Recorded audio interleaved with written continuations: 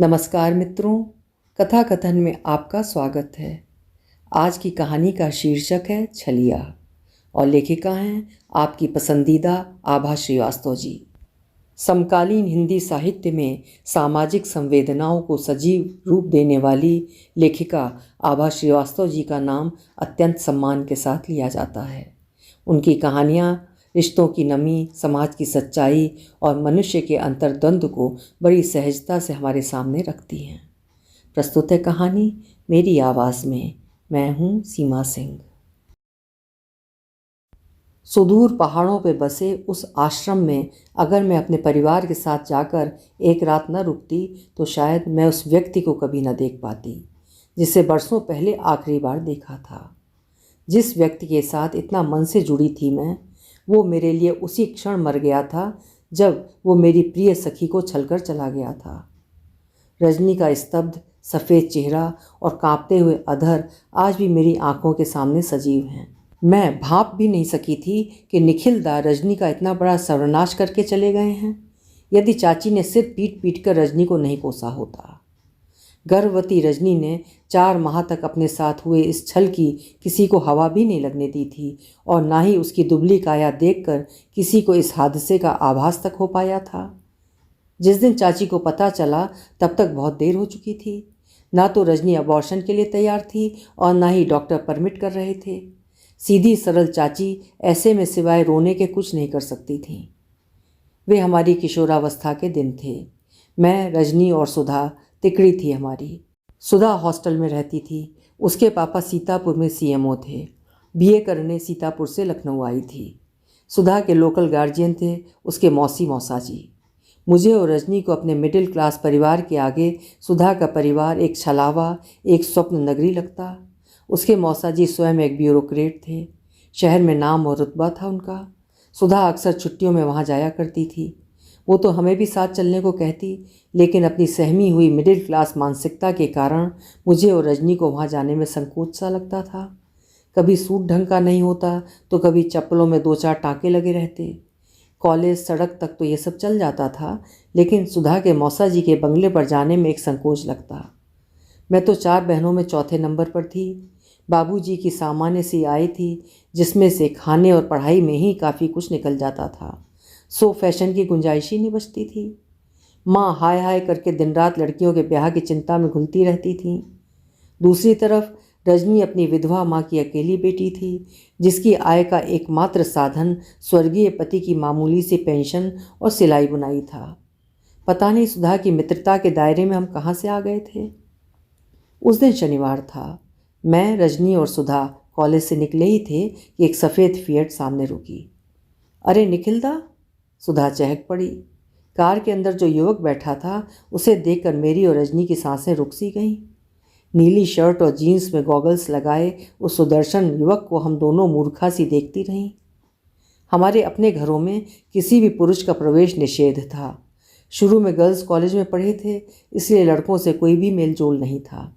ये निखिल दा हैं, मौसा जी के बेटे। जब सुधा ने मिलवाया तो मैं और रजनी चुपचाप से खड़े रहे। न हेलो न हाय। अंततः निखिल दा ने ही हाय कहा तो हम सोते से जागे। चलो निखिल दा, आइसक्रीम नहीं खिलाओगे? सुधा ने कार का पिछला दरवाज़ा खोल दिया तो मैं और रजनी बैठ गए। बाहर की तपती धूप के बाद कार के अंदर बैठना सुखदायी था। क्वालिटी में जाकर एसी की ठंडक में आइसक्रीम खाना मेरे और रजनी के जीवन का पहला अनोखा ही अनुभव रहा था। सुधा के निखिल दा उस दिन से हम तीनों की तिकड़ी का चौथा हिस्सा बन गए थे। फिल्में देखना और रेस्टोरेंट में जाकर चाय, कॉफ़ी, स्नैक्स लेना मेरे और रजनी के लिए स्वप्न सरीखा था। अपनी बड़ी बहनों की उतरन पर पली बढ़ी मैं घर में सबसे छोटी होने के बावजूद किसी की दुलारी नहीं थी। मेरी पढ़ाई, खाने और कपड़े पर जो भी खर्च होता था उसे मैं एहसान की तरह ग्रहण करती थी। दूसरी तरफ रजनी अपनी बेहिसाब सुंदरता के बाद भी अपनी माँ से दिन रात कोसी जाती थी, क्योंकि पैदा होने के चंद सालों के भीतर ही वो अपने पिता को खा गई थी। ऐसी परिस्थितियों में हम दोनों ही अपने अपने घरों में उपेक्षिता थीं। इसी बीच निखिल दा का आगमन हमारे शुष्क जीवन के मरुस्थल में नखलिस्तान जैसा रहा। शायद हमारे जीवन में आने वाले वे प्रथम पुरुष थे। मेरे घर में बाबूजी का रहना न रहना बराबर ही था। क्योंकि वे घर से काफ़ी दूर नौकरी करते थे। मेरे उठने से काफ़ी पहले घर से निकल जाते और देर रात तक लौटते। रजनी के घर में सदस्यों के नाम पर अकेली विधवा माँ थीं। पता नहीं कैसे मैं और रजनी बीए में पढ़ने इस महाविद्यालय में आ पहुँचे थे। निखिल दा से मिलने के बाद मुझे ऐसा क्यों लगता था कि मैं भी किसी को अच्छी लग सकती हूँ। उनका एक खास अदा से उठना बैठना, कार ड्राइव करना, झुककर सिगरेट पीना, बात बात पर शेरो शायरी करना, सभी कुछ अलग सा लगता था। उन दिनों विविध भारती का छाया गीत सुनते सुनते कहाँ की कहाँ खो जाती थी। पंत, जयशंकर प्रसाद और महादेवी की कविताएं, रानू, गुलशन नंदा के उपन्यास मेरी कल्पनाओं को दूर तक पहुंचा देते। उन कोमल कल्पनाओं के नायक निखिलदा होते और नायिका मैं। उस कच्ची उम्र में निखिलदा के साथ कॉलेज बंक करके आराधना, अमानुष, गुड्डी, मिली, आनंद आदि फिल्में देखी गईं। निखिलदा अपनी पॉकेट मनी हम तीनों पर लुटा देते। मेफेयर, बसंत, फिल्मिस्तान, कैपिटल, हर पिक्चर हॉल में हम चारों साथ रहते। हर फिल्म में नायिका की जगह मैं होती और नायक रहते निखिलदा। सपनों की कैसी गुलाबी उम्र थी वो। आज मन करता है कि उसी उम्र में एक बार फिर लौट जाऊं। कॉलेज की छुट्टी के दिन भी एक्स्ट्रा क्लास का बहाना बनाकर हम लोग सुधा की मौसी के घर चले आते। इतने बड़े बंगले में किनारे के कमरे में हम चारों की गोष्ठी जमती तो घर भर में किसी को पता भी नहीं चलता। मौसा जी दफ्तर, मीटिंग और फाइलों में व्यस्त रहते और मौसी समाज सेवा में। हम चारों के बीच कभी अंताक्षरी के बहाने रोमांटिक गाने गाए जाते तो कभी ताश की महफिल जमती। निखिलदा जब भूत प्रेत के किस्से सुनाते तो डर के मारे जान निकल जाती। इसी बीच सुधा को हफ्ते भर के लिए सीतापुर जाना पड़ा तो वे 7 दिन काटने भारी पड़ गए। सुधा लौटी तो खुशखबरी के साथ। उसका ब्याह तय हो गया था। भावी पतिदेव पीडब्ल्यूडी में इंजीनियर थे और लखनऊ में ही पोस्टेड थे। इतराती सुधा को देखकर उसके भाग्य से ईर्ष्या सी हुई थी मुझे कि 2 ही दिन बाद रजनी ने भी मुझे निखिलदा का लिखा प्रेम निवेदन दिखाया तो मैं स्तब्ध रह गई। मेरी हर अदा पर, हर बोल पर नाटकीय ढंग से दाद देने वाले निखिलदा रजनी के इस कदर दीवाने होंगे मुझे अंदाजा भी न था। सुधा के ब्याह में महीना भर शेष था। ब्याह लखनऊ से ही होना था। मुझे और रजनी को तो विशेष आमंत्रण था, लेकिन मुझे कुछ ऐसा धक्का लगा था कि तबीयत खराब होने का बहाना बनाकर घर में ही पड़ी रही। जिस दिन सुधा का ब्याह था, रजनी ने चाची का सिला हुआ गुलाबी लहंगा पहना था। बेहद सुंदर दिख रही थी। ब्याह वाले दिन सुधा ने रजनी को रोक लेने की आज्ञा चाची से ले ली थी। ब्याह के अगले दिन निखिलदा स्वयं उसे छोड़ने आए थे। रजनी कुछ बदली बदली सी लग रही थी। परीक्षा की तिथि आ गई थी सो पढ़ाई में जुटना था। सुधा के ब्याह के बाद निखिलदा अचानक ही दिल्ली चले गए। रजनी से भी मैं कुछ कट सी गई थी। आखिर उसने मुझसे मेरा स्वप्न पुरुष छीना था। बीए फाइनल के वे 6-7 महीने अब एक सुनहरा अतीत बनकर रह गए थे। हमारे परिवार में अचानक ही 2 खुशियां एक साथ आ गई थीं। दोनों बड़ी दीदियों का ब्याह एक ही घर में एक ही मुहूर्त में तय हुआ और साथ ही बाबूजी का सीनियर अकाउंटेंट के पद पर प्रमोशन हो गया। हंसी खुशी दोनों दीदियां विदा हुईं तो माँ के चेहरे की निश्चिंतता देखते ही बनती थी। बार बार वो भगवान के आगे माथा टेकती थीं कि अनायास ही एक दिन चाची के घर में विस्फोट हो गया। भागी हुई मैं उनके घर पहुंची तो वे दोनों हाथों से कभी रजनी को पीटती, कभी स्वयं को। बिलख बिलख कर रो रही थी वे। पूरी बात सुनकर मैं सन्न रह गई थी। सुधा के ब्याह वाली रात क्या हुआ था? कुछ तो हुआ ही होगा। 3-4 महीने तो परीक्षा की तैयारी और दीदियों के ब्याह में कैसे बीत गए पता ही नहीं चला था। रजनी का पीला चेहरा देखकर यही लगता था कि वो पढ़ाई के टेंशन में है, किंतु बात तो कुछ और ही थी जिसे चाची आज जान पाई थी। रजनी को 4 माह का गर्भ था। सुधा के ब्याह के बाद ही से निखिलदा जो पलट कर गए सो तब से लखनऊ लौटे ही नहीं। सुधा के मौसा जी का भी प्रमोशन और तबादला हो गया था। मूर्ख रजनी जान नहीं पाई थी कि जैसे बाकी बड़े घरों के बिगड़ैल लड़के होते हैं, निखिलदा उनसे अलग न थे। मैं स्वयं को भाग्यशाली मान रही थी कि इस धोखे का शिकार मैं नहीं हुई थी। लेडी डॉक्टर ने जब गर्भपात करने से इनकार कर दिया तो चाची ने कोस कोस कर रजनी को मर जाने का शाप दिया था, लेकिन रजनी को तो तिल तिल कर मरना था। उसके दूर के रिश्ते के चाचा ने अपने एक मंद बुद्धि निकम्मे रिश्तेदार से कुछ ही दिनों में रजनी के आनन फानन फेरे पड़वा दिए थे और वो मूर्ख घर जमाई बनकर रजनी के घर में ही रहने लगा था। जब तक मेरा ब्याह हुआ चाची स्वर्ग सिधार चुकी थी। रजनी का पति मंद बुद्धि होने के साथ गऊ स्वभाव का भी था। उसे मात्र खाने से मतलब था और रजनी को पति नाम के एक इंसान की आवश्यकता थी। रजनी का बेटा निखिल दा का रूप रंग लेकर पैदा हुआ था। घर चलाने के लिए रजनी ने पास ही के स्कूल में नौकरी कर ली थी। अपने ब्याह के बाद मैं दिल्ली चली आई थी। माँ बाबूजी के ना रहने के बाद मेरा लखनऊ आना जाना बेहद कम हो गया था कि एक दिन दिल्ली में कनॉट प्लेस में सुधा मिल गई। कई बरस बाद देख रही थी उसे। फूल सा खिला हुआ उसका चेहरा, उसकी खुशी, संतुष्ट परिवार, साथ ही साथ अपनी भरी पूरी गृहस्थी देखकर मेरी आंखों के सामने रजनी का उदास चेहरा घूम गया। निखिल दा का छल पता नहीं सुधा को मालूम था या नहीं।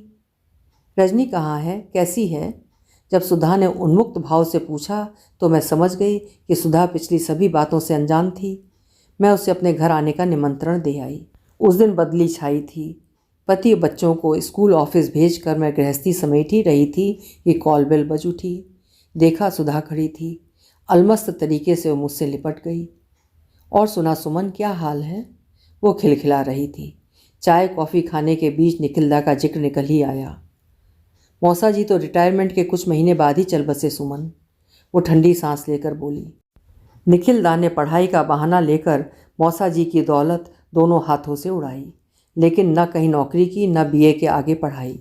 ऊब कर मौसी वृंदावन चली गईं तो फिर निखिल दा ने मौसा जी के एक मित्र की निहायत बदसूरत बेटी से ब्याह कर लिया और घर जमाई बनकर रहने लगे।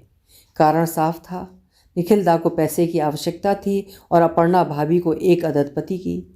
अपर्णा भाभी के दिमाग का कोटा विधाता ने मुक्त भाव से भरा था। वे स्वयं एक आईपीएस अधिकारी थीं, दिखने में बेहद बदसूरत, मर्दानी, मुंह पर चेचक के दाग, लेकिन मन की उतनी ही निश्चल सरल। गृहस्थी बसी, एक बेटी भी हुई, लेकिन निखिल दा का रंगीन स्वभाव, अपने व्यक्तित्व का दंभ वैसा का वैसा ही बना रहा। कमा कर लाती अपर्णा भाभी और उड़ाते निखिल दा। जो औरत दफ्तर में अपने मातहतों को नियंत्रण में रखती, पूरा पुलिस महकमा उसके अनुशासन में रहता, वही घर में निखिल दा के सामने कुछ बोल नहीं पाती। चपरासियों के सामने निखिल दा भाभी की बेइज्जती कर देते। आईएएस अधिकारी का इकलौता बेटा होने का दंभ उनमें कूट कूट कर भरा था। अपर्णा भाभी इतनी जलालत मात्र इसलिए सहती थी कि परिवार बचा रहे। इसी बीच एक हादसा और हुआ। अपर्णा भाभी को ब्रेस्ट कैंसर हो गया और फैलता ही चला गया। डॉक्टर्स को तुरंत ही निर्णय लेना पड़ा और उनके दोनों वक्ष निकाल दिए गए। मर्दानी अपर्णा भाभी और भी मर्दानी लगने लगीं। निखिल दा को उनसे प्यार तो कभी रहा नहीं और अब शायद वितृष्णा भी हो गई थी। सुमन, बता, क्या परिवार और घर बचाने की जिम्मेदारी केवल औरत की ही होती है? सुधा ने पल भर रुककर मुझसे पूछा। मैं चुपचाप सारी कहानी सुन रही थी।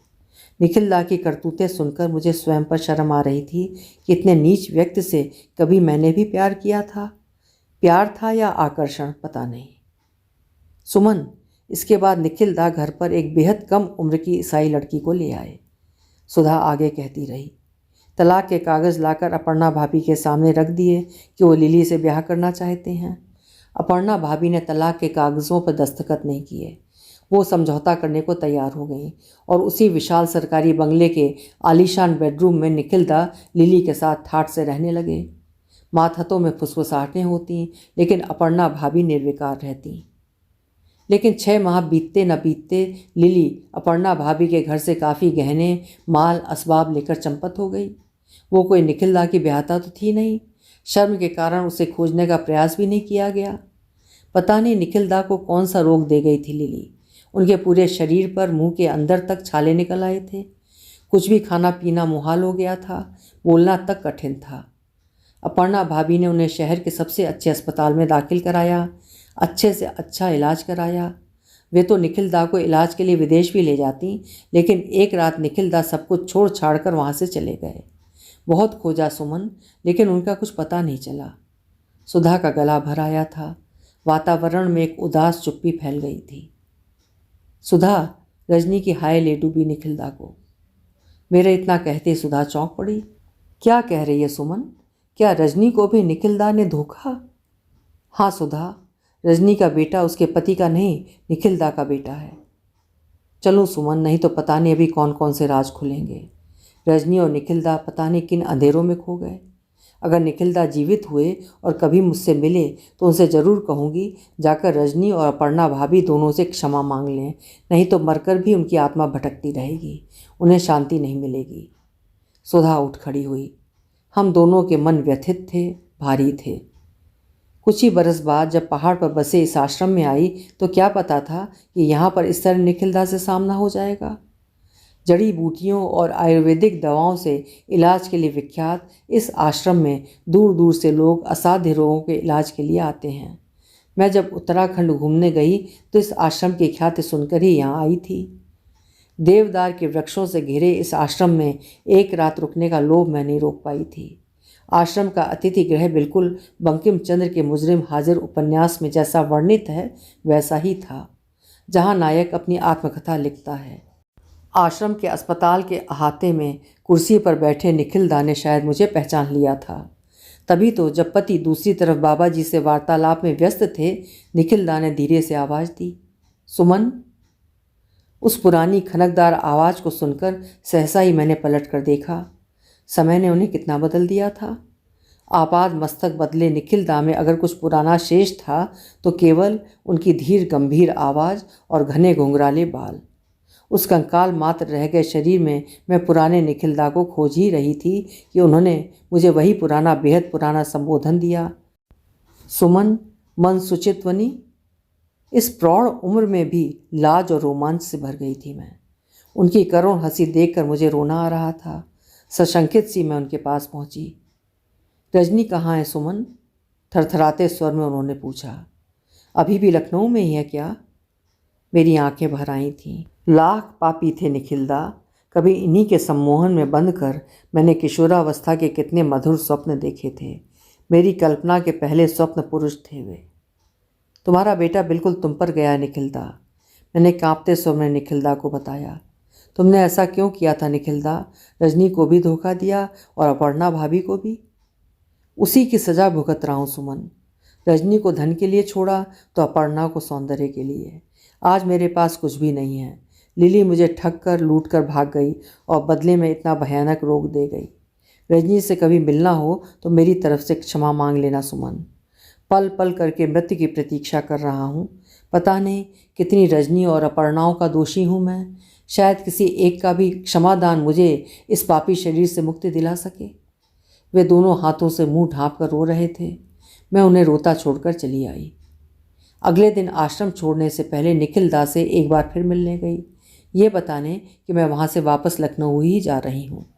निखिलदा ने एक कातर अनुरोध किया, सुमन क्या एक बार मेरे बेटे को मुझसे मिला सकोगी? रजनी से मेरा अनुरोध कहोगी तो वो ना नहीं कहेगी। मरने वाले की अंतिम इच्छा तो पूरी की जाती है ना। मैं कोशिश करूँगी निखिलदा।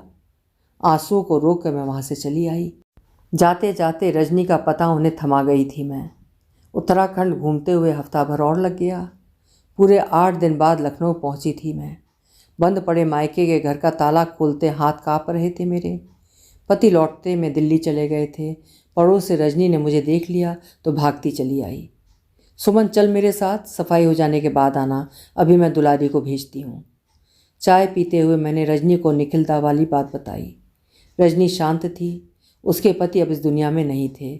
उनके नाम का सिंदूर तो उसने मिठा रखा था, लेकिन छोटी सी लाल बिंदी हमेशा लगाती थी रजनी, ब्याह के पहले से ही, शायद कॉलेज के समय से। हम लोगों को उसके माथे पर बिंदी देखने की आदत सी पड़ गई थी। मेरी बात सुनकर वो कुछ नहीं बोली। कुछ देर बाद अंदर जाकर लाल कपड़े में लिपटा बंडल जैसा कुछ ले आई। मैं समझी उसके हाथ में कोई धार्मिक ग्रंथ है। सुमन, मैंने कभी पूजा पाठ नहीं किया, गीता रामायण मंत्र नहीं पढ़े, लेकिन भगवान के आगे घंटों बैठती थी। विश्वास कर सकोगी? ये निखिल के पत्र हैं। तब से अब तक इन्हीं पत्रों की पूजा के बहाने रोज़ ही न जाने कितनी बार पढ़ा है। मेरे लिए वेद पुराण से भी अधिक पवित्र हैं, क्योंकि मेरे प्रथम प्रणय की निशानी है ये पत्र। पर निखिल को क्षमा नहीं कर पाऊंगी।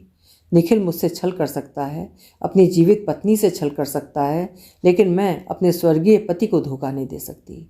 मेरे बेटे को पिता का नाम तो उन्होंने ही दिया है। कमरे में एक बोझल चुप्पी छाई थी कि कॉलबेल की कर्कश ध्वनि ने सन्नाटा तोड़ दिया। पोस्टमैन। मैंने जाकर चिट्ठी ले ली। कोना कटा पोस्ट कार्ड था। निखिल बनर्जी इज़ नो मोर। मेरी आंखें भर आई थीं। चुपचाप वो पोस्ट कार्ड रजनी को दे दिया। रजनी चुप थी। रुलाई रोकने के प्रयास में उसका चेहरा बेहद दयनीय बन गया था। वो उठकर बाथरूम चली गई। कुछ देर बाद मुंह धोकर लौटी तो उसका माथा सूना था। एक बहुत पुरानी बात अचानक याद आ गई थी। एक बार निखिल दा ने मुझे देखते ही रजनी के साथ मिलकर एक गीत गाया था, तेरी बिंदिया रे, और मैं बावरी सी स्वयं पर इतरा रही थी। किंतु उस गीत का रहस्य इतने दिनों बाद अब खुला था। रजनी के माथे पर बरसों से लगी हुई लाल बिंदी आज मिट गई थी। अभी आप सुन रहे थे आभा श्रीवास्तव जी की लिखी हुई कहानी छलिया। ये मार्मिक कहानी आपको कैसी लगी, अपने विचार कमेंट सेक्शन में लिखिएगा। अच्छी लगी हो तो कहानी को लाइक और शेयर भी करिएगा। कल फिर मिलेंगे। आपका समय शुभ हो।